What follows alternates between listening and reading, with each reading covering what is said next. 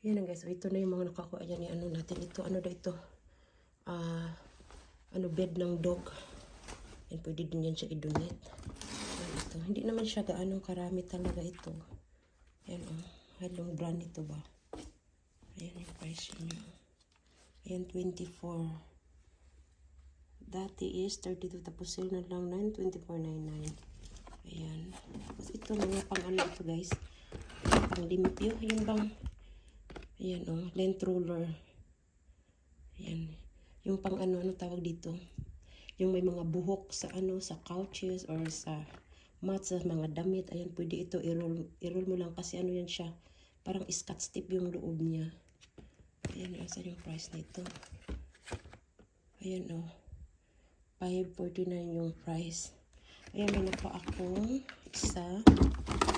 Ayan, dalawa. Ito, ano ito? Earbuds, ayan. At saka, apat. Ayan siya. Ayan, ano pa din yung Halloween. Ayan, pa ito yung damit. Ayan siya.